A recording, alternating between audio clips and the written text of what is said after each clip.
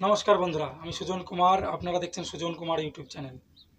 আজকের ভিডিওটা সম্পূর্ণ আলাদা। করা হলো জীবিত মেয়ের শ্রাদ্ধ। কি শুনে অবাক হলেন? ঘটনাটা একদম সত্যি। উত্তর দিনাজপুর জেলার চোপড়ার ঘটনা।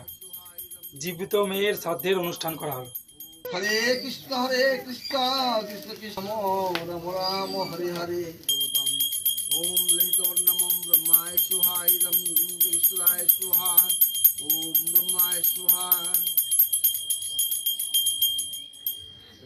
তো বন্ধুরা, কেন এই শ্রাদ্ধের অনুষ্ঠান? মেয়েটি ছিল হিন্দু, এক মুসলিম ছেলেকে বিয়ে করেছিল। মেনে নিতে পারেনি মেয়েটির পরিবার, তাই এই শ্রাদ্ধের অনুষ্ঠান। শান্তি নাশিনী বেদত্রয়ী প্রমানন্দা তথাত্ম জ্ঞান মঞ্জরি। জয় গীতা জয় গীতা।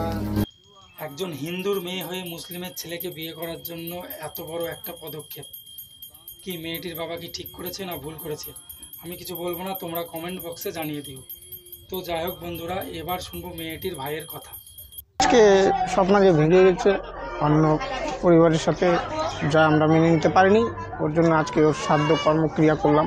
লাস্ট ও ভাগছিল প্রায় 9 তারিখ 3 মাস 2025-এ। আজকে ওর চৌথা আমরা ক্রিয়াকর্ম শ্রাদ্ধ করলাম। যোগাযোগ হয়েছিল, দেখা হয়েছিল, ও না স্বীকার করছে। শুধু মেয়েটির পরিবার নয়, এই ঘটনাতে শোকাহত গ্রামবাসীও। চলুন শুনবো গ্রামবাসী কি বলছে।